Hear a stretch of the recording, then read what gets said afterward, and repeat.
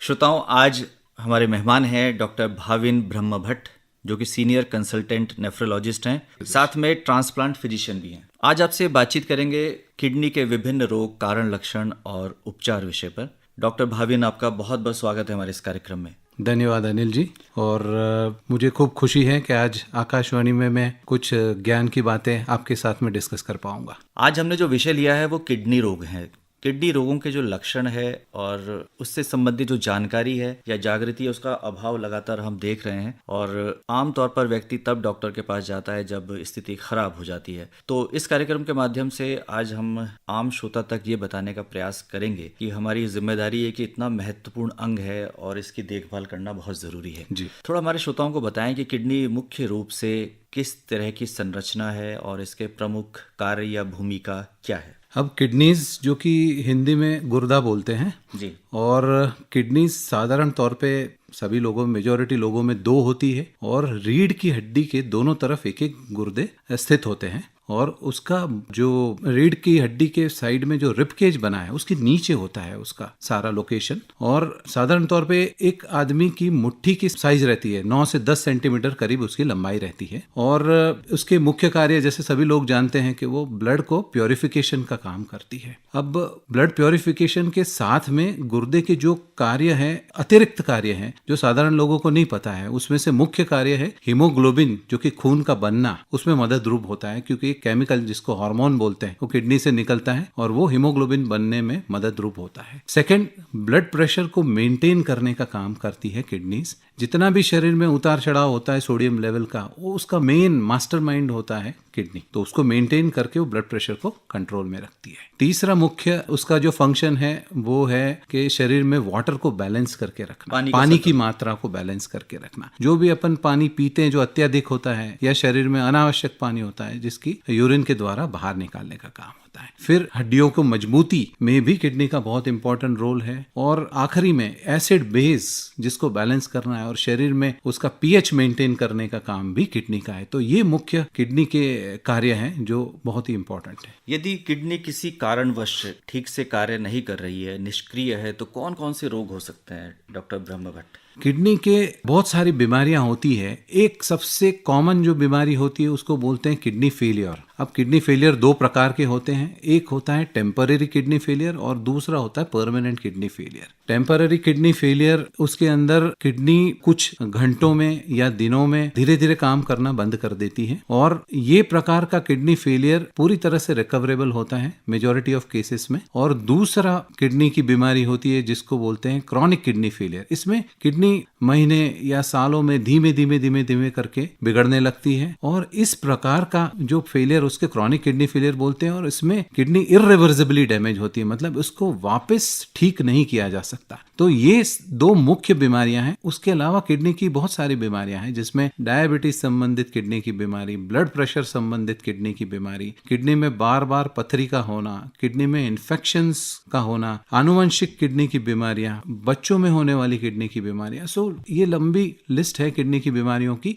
उसमें सबसे महत्वपूर्ण बीमारी है जो बोलते हैं किडनी फेलियर। जी, अब बात करेंगे आपसे कि आमतौर पर हम देखते हैं कि अगर किसी को डायबिटीज है तो किडनी पर उसका सीधा प्रभाव पड़ता है। ऐसा क्यों है? डायबिटीज किडनी फेलियर, जो कि क्रॉनिक किडनी फेलियर बोलते हैं, उसका सबसे मुख्य कारण है पूरे विश्व में। ऐसा मान लें अपन 50% के आसपास की किडनी फेलियर के कारण में डायबिटीज ही रीजन होता है। अब डायबिटीज से किडनी पे असर होने का कारण बहुत सारे हैं। लंबे समय से शुगर अनकंट्रोल होती है तो शुगर की वजह से खून की नलियों में धीरे धीरे धीरे धीरे धीरे चेंजेस आने लगते हैं। इसके कारण किडनी के ऊपर लोड बढ़ता जाता है। किडनी के ऊपर जब लोड बढ़ता है तो वो ज्यादा काम करने की शुरू में कोशिश करती है, ज्यादा फिल्टर करने की कोशिश करती है। थोड़े समय बाद ज्यादा फिल्टर करने के कारण वो थकने लगती है और उसके अंदर परमानेंट चेंजेस आने स्टार्ट होते हैं। और उस परमानेंट चेंजेस की वजह से धीरे धीरे उसकी कार्य करने की क्षमताएं घटती जाती है, वो क्रॉनिक किडनी फेलियर में कन्वर्ट होता है। जो भी हाई ब्लड शुगर के पेशेंट्स है उनको ये ध्यान रखना बहुत जरूरी है कि शुगर कंट्रोल में रखें, जिससे किडनी की बीमारी से दूर रह सके। अब हम बात करेंगे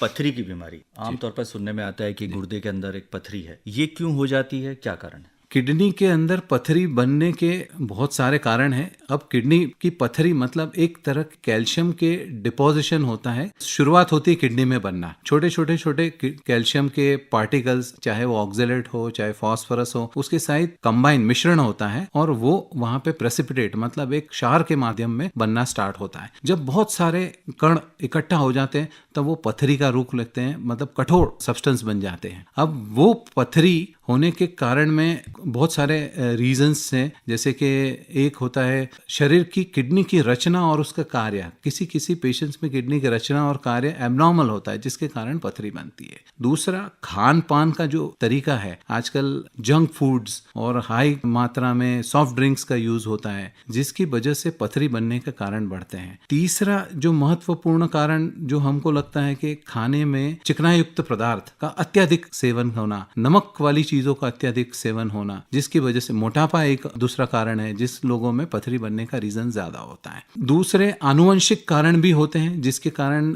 25 साल के कम उम्र में पथरी बनने का कारण हो सकता है। डॉक्टर ब्रह्मभट्ट, अब हम जानना चाहेंगे आपसे कि किडनी रोग के लक्षण क्या, खास लक्षण क्या प्रकट होते हैं? अब किडनी फेलियर के लक्षण, किडनी फेलियर के कुछ स्टेजेस होते हैं और उस स्टेजेस में, अर्ली स्टेजेस में जब किडनी फेलियर होता है तो उसके मेजॉरिटी लोगों में कोई लक्षण नहीं होते हैं, पर जैसे जैसे उसका स्टेज आगे बढ़ता है, मतलब एडवांस होती जाती है बीमारी, उसके बाद में उसके लक्षण आने स्टार्ट होते हैं। लक्षण साधारण तौर पे नॉन स्पेसिफिक होते हैं, पर जो मुख्य लक्षण है उसमें शरीर में सूजन आना, आंखों के नीचे सूजन आना, पाँव में सूजन आना या पूरे शरीर में सूजन आना, ये मुख्य लक्षण होता है। फिर दूसरा, पेशाब में झाग का अत्यधिक मात्रा में झाग आना या रेड कलर की या के ब्लड आना पेशाब में, ये भी एक लक्षण माना जाता है। कई लोगों को रात को अत्यधिक मात्रा में पेशाब होती है, ये भी किडनी फेलियर का लक्षण हो सकता है। और जैसे लोग आगे बढ़ता है तो भूख नहीं लगना, थकान होना, हीमोग्लोबिन की कमी के कारण फटीग लगना, तो ये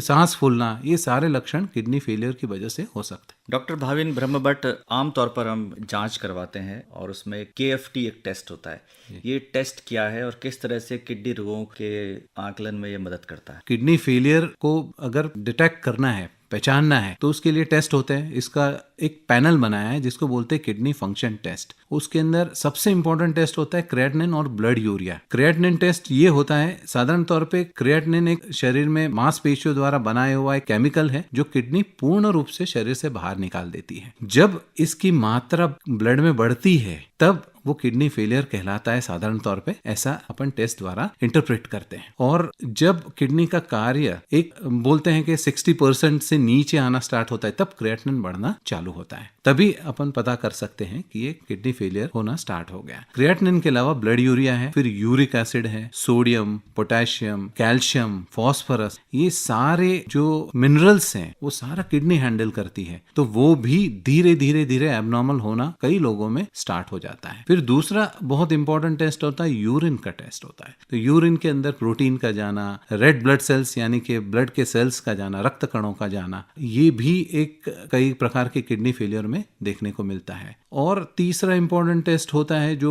साधारण तौर पे बहुत ही जरूरी माना जाता है, वो है अल्ट्रासाउंड। अल्ट्रासाउंड मतलब सोनोग्राफी। सोनोग्राफी दोनों किडनीज की, जिसके अंदर ये पता चलता है कि किडनी की साइज कैसी है, उसका स्ट्रक्चर कैसा है, कोई उसमें सिस्ट फॉर्मेशन है या पथरी बनने की कोई प्रक्रियाएं चल रही है या एबनॉर्मल उसका स्ट्रक्चर पोजीशन है, ये सारी जानकारी अपने को अल्ट्रासाउंड द्वारा मिलती है। इलाज की बात करेंगे डॉक्टर ब्रह्मभट्ट। हम देखते हैं कि आमतौर पर डायलिसिस का नाम लिया जाता है और लोग इससे घबराते भी हैं कि अगर एक बार डायलिसिस आरंभ हो गया तो फिर लंबे समय तक डायलिसिस पे जाना पड़ता है। ये है क्या डायलिसिस? डायलिसिस मतलब एक प्रकार की मशीन द्वारा खून की सफाई करना है, जिसको बोलते हैं हीमोडायलिसिस। डायलिसिस के दो प्रकार होते हैं, एक होता है मशीन द्वारा रक्त की सफाई करना और दूसरा होता है कि पेट द्वारा, पेट में एक भगवान ने पेरिटोनियम नाम का एक मेम्ब्रेन दिया हुआ है जिसको फिल्टर बोलते हैं एक सादी भाषा में, उसके ऑपरेशन द्वारा एक नली पेट में डाली जाती है और उसके द्वारा जो डायलिसिस होती है उसको पेरिटोनियल डायलिसिस बोलते हैं। साधारण तौर पर डायलिसिस का मतलब ये होता है कि शरीर से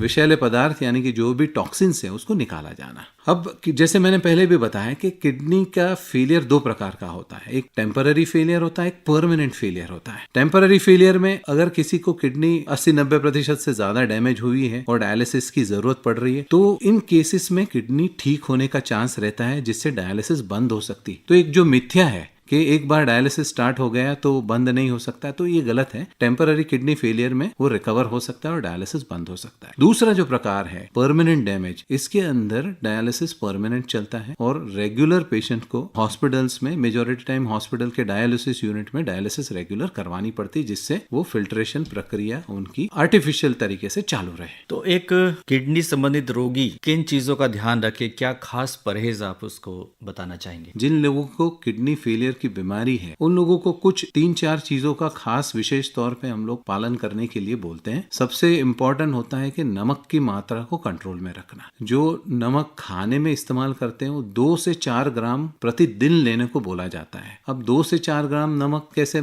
गिना जा सकता है कि अपन जो खाने की जो चम्मच इस्तेमाल करते हैं उसको भरने के बाद ऊपर से उसका जो भी लेवल है उसको फ्लैट कर दे, उसमें से आधा नमक हटा दे, तो ये करीब करीब हो गया 2.5 से 3 ग्राम के आसपास नमक। इतना नमक किडनी के एक पेशेंट को 24 घंटे में कंज्यूम करना है। इससे ज्यादा मात्रा में अगर नमक लेते हैं तो ब्लड प्रेशर बढ़ने की संभावनाएं रहती है। तो ये सबसे इंपॉर्टेंट नमक है। दूसरा, किसी पेशेंट में जिनमें ब्लड में पोटेशियम की मात्रा ज्यादा रहती है उन लोगों को पोटेशियम रिच फूड जैसे कि ड्राई फ्रूट्स, फलों का रस, सूप, ये बोलते हैं कि कम से कम मात्रा में इसका प्रयोग करें और अगर करते हैं तो सप्ताह में 1 बार से ज्यादा इसका उपयोग नहीं करें। तीसरा इंपॉर्टेंट डाइट में रोल होता है प्रोटीन का रिस्ट्रिक्शन। अब साधारण तौर पे इंडियन लोग शाकाहारी लोग होते हैं, मेजॉरिटी लोग मांसाहारी, मतलब ऐसा नहीं रोज मांस खाते हैं उनको मांसाहारी बोलते हैं। इंडियन लोग मतलब सप्ताह में 1 बार खाते हैं, इसलिए प्रिडोमिनेटली शाकाहारी लोग बोला जाता है। तो शाकाहारी खाने में प्रोटीन की मात्रा ऐसे भी बहुत ज्यादा नहीं होती है, तो प्रोटीन रिस्ट्रिक्शन वेजिटेरियन लोगों में अपने आप हो जाता है, बहुत ज्यादा इसमें मशक्कत करने की जरूरत नहीं पड़ती। पर जो लोग सप्ताह में 3-4 बार नॉन वेजिटेरियन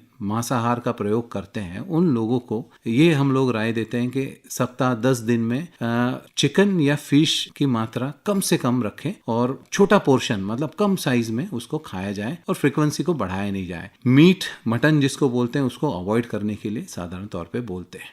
जैसे जैसे रोग एडवांस स्टेज में पहुंचता है ऐसे और रिस्ट्रिक्शंस नॉन वेजिटेरियन चीज़ों के बढ़ाए जाते हैं। ये मुख्य आहार की शैली रहती है जो किडनी फेलियर पेशेंट्स को बताई जाती। अंत में क्या कहना चाहेंगे हमारे श्रोताओं से? अंत में मैं 3 से 4 इंपॉर्टेंट पॉइंट हमेशा बोलता हूं, जिसमें सबसे इंपॉर्टेंट है कि अपने आप को फिट और ऊर्जावान रखें, रेगुलर एक्सरसाइज करें, अपना वेट कंट्रोल में रखें, स्मोकिंग से दूर रहें, रेगुलर ईयरली 2 ईयरली चेकअप करते रहें और योग प्राणायाम जो कि अपने भारतीय संस्कृति के मेन मतलब लेफ्ट एंड राइट है उसको कभी नहीं भूले, रेगुलर करते रहिए। बस यही मैं कहना चाहता हूँ। धन्यवाद। डॉक्टर भाविन ब्रह्मभट्ट, आज आप इस कार्यक्रम में आए और बहुत ही महत्वपूर्ण बातें आपने हमारे श्रोताओं के साथ साझा की कि किडनी के रोग क्या हैं, किस तरह से उनसे बचाव हो सकता है, क्या लक्षण है और क्या सुझाव हैं। कुछ टिप्स भी आपने दिए कि ऐसे रोगी अपने को स्वस्थ कैसे रख सकते हैं। आपका बहुत बहुत आभार। धन्यवाद। धन्यवाद अनिल जी।